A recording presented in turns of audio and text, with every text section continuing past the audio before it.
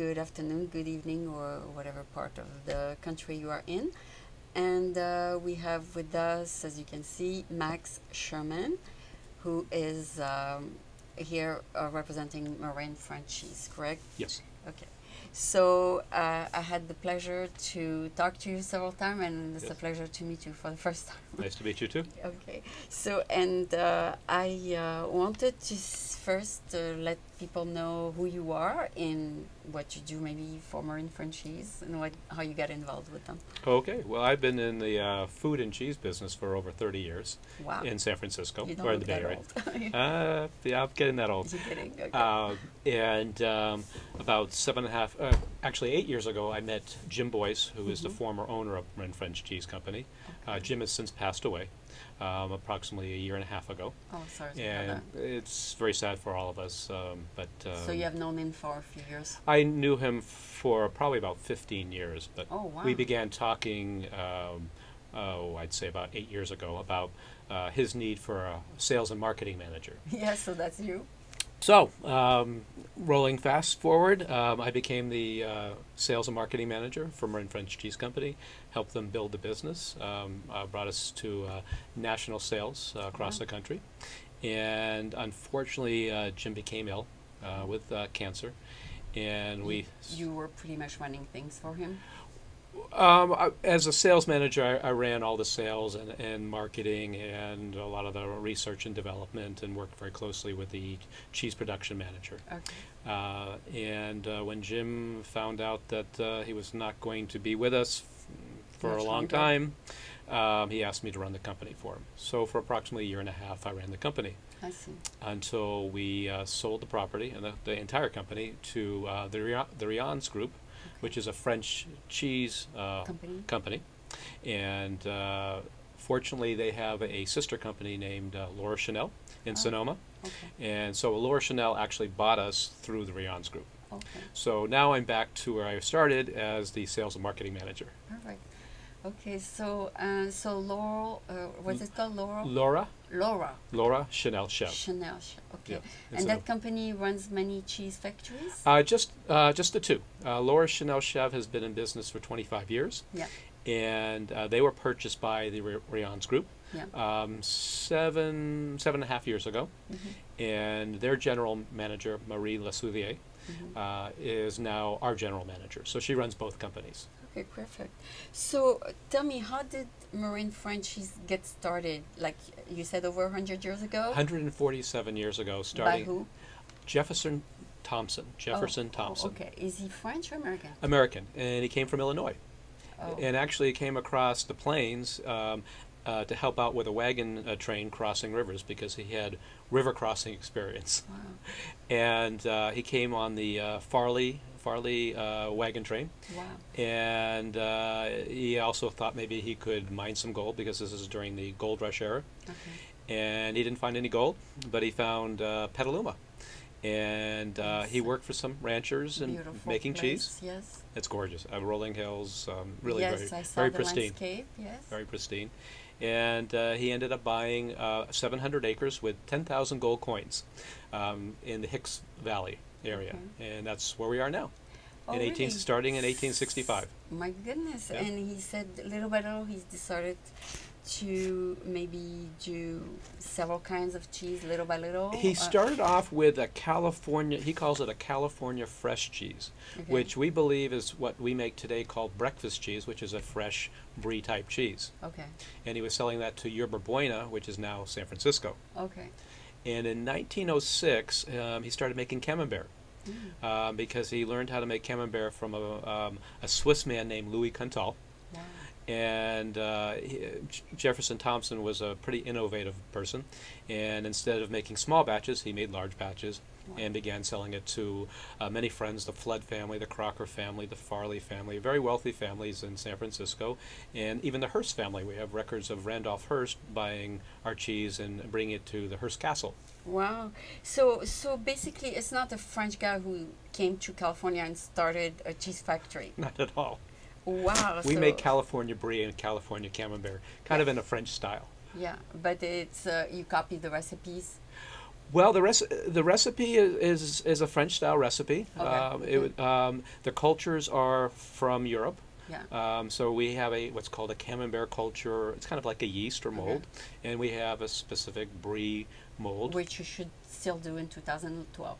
Absolutely. In fact, probably better than in Before? 1890s, 1890s, of course. Yeah. Oh, wow. So basically, is there any French person behind the scene at this company? Well, there wasn't until now.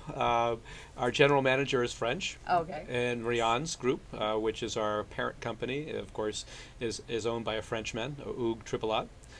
So we are now an American company with a French name, Rouge et Noir, owned by a French company. Okay. But the beginnings were not French at all. Okay.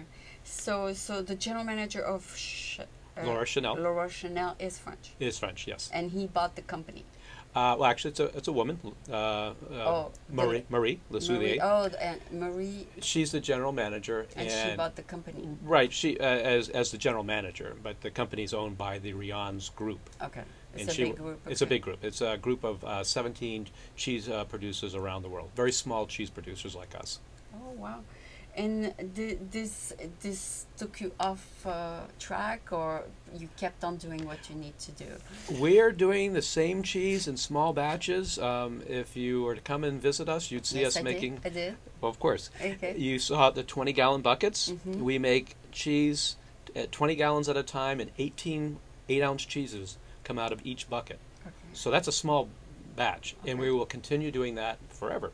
We just have better technology. 18 types of cheese from that? 18 cheeses. So if we make a bucket, bucket of... a bucket is 18 make cheese. 18 cheeses. And you do several buckets per day? Well, we do about 400 or 500 buckets per day. Oh, okay. We produce, right now we're sometimes producing 4,800 gallons of milk per day. Sometimes it's 2 days a week, sometimes it's 6 days a week. It depends on the needs of our 40 consumer. gallons? So basically you also raise cows, or you have the milk delivered? We buy our milk from local dairies. There's Okay. approximately 4 local dairies within see. 25 miles. Okay. So we're supporting the small The farmers. little because they're- smart farmers around the Right. area. The smallest herd is 75. I think the largest is 250 head. And they deliver the milk. The milk is picked up by one tanker, and that tanker goes to the different dairies, And picks brought up the to milk, the factory. and brings it out to the factory around midnight at night. And when you mix all these little dairy farms, is the same taste? What does get mixed, and the beauty of that is we buy milk from a Jersey herd, from a Guernsey herd, and a little bit of Holstein. That So- change the taste of the cheese. So the mixture is a perfect blend, we think, to make our camembert and brie. Oh, so you mix all the milk. We mix all those milks together, so you have the fat and the high protein from the Jerseys and the Guernseys, and the Holstein gives you a little more structure to hold the cheese together, just to give it structure and stability. But since it's the same grass, it's pretty much the same taste. Pretty much the same taste, yes. Yeah. We have So- wonderful grass out there. It's a wonderful area for agriculture. I agree. It's beautiful. You're lucky to work in that beautiful I area. am very lucky. Yeah. Although you're on the road most of the time, right? 50% of the time, I'm traveling around the country trying to sell our cheese Okay. and visiting customers and chefs. Like, chefs, restaurants, and maybe stores. Stores, anyone who will buy our cheese. That's great. Yeah. That's great. So, tell me a little bit maybe about the cheese making. Is it easy to make cheese? Well, it's a simple process, but there's a lot of work to it. Can you make cheese at home? Of course. Okay, so tell me how to make it. At home? Tell me the process. You Well, take the milk and then... Well, we start with raw milk. All our milk is raw. Yeah, and then we pasteurize it Yeah. at about 165 degrees for 15 seconds. Okay. Just enough to kill the bad bacteria, but still maintain the flavor. Okay. From there, we move the milk into the starter tanks. Okay. And then the milk, we add a starter, which starts the coagulation, lowers the pH. Okay. At the same time, we're culturing these mold cultures, whether it's brie and camembert, Okay. in a separate tank, Yeah. getting them ready. We're actually raising the cultures, just like almost with bread, when Okay. you're raising your yeast. Yeah. It's a similar idea, different process, but Okay. you're raising So you're raising the milk. raising Raise the the cultures culture. inside some milk. And that can be done at home too. It can be done at home. You can buy packages of cultures. Okay. You can do that. Or you can use buttermilk, from what I'm told. Okay. But I've never done that. From there, the milk is poured into these 20-gallon buckets, Okay. several and hundred. Then you stir. And then we add the brie or camembert culture into the milk. To give it that special taste. That special taste for camembert, special taste for okay. brie, and also the texture too, because each one has a little bit different texture. So that thing that you add is what makes the difference. That's the milk. That makes a huge difference.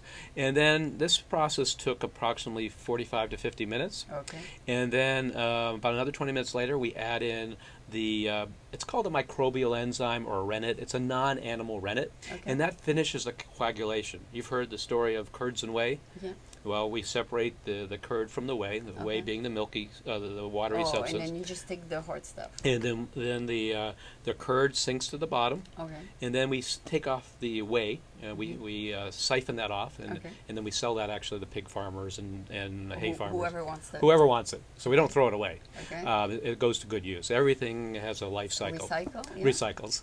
Okay. And then after the whey is taken out, then we take these buckets, usually 2 men, and they pour it into the 8-ounce molds or the 1-pound molds, 4-ounce molds, and the cheese will sit overnight. And a cheese approximately, I think it's 3 inches thick, Yeah. will go down to about a half inch. Oh, it's Because of gravity and the moisture and the whey It dries out. Okay. drying out a little bit. Okay. From there, in the morning, we check make sure the quality is there. We check the pH, moisture level, and then we brine it in a big saltwater tank. Okay. And It's almost done now. it's getting close to being done. Okay. We salt them or brine them for 20 to 30 or 50 minutes. Okay. Then again, they come out, they sit overnight to drain a little bit more, and they go into this phenomenal cellar that was hand dug in 1865. And It it sits there for two days, because that first cellar has mold cultures that have been growing and Within changing for 147 years. So It's they have perfect their own environment down there. From there, it goes into a cooler room and stays there for 8 days. Wow, and it this grows whole, this and that's something going on and on and on. All the time, there's something, and the cheese is always changing. It goes through a very natural biological process. And then what's beautiful, if you went in, you did go into the cellar, yes. and you saw how they were bloomy, almost like cotton balls. Yeah. Really beautiful. Yeah. And then once they're ready, after about 10 days, then Yeah. they go up the stairs and they get packed and sold to chefs And to and people, yeah. whoever wants it. Yeah, and in the store. Okay. So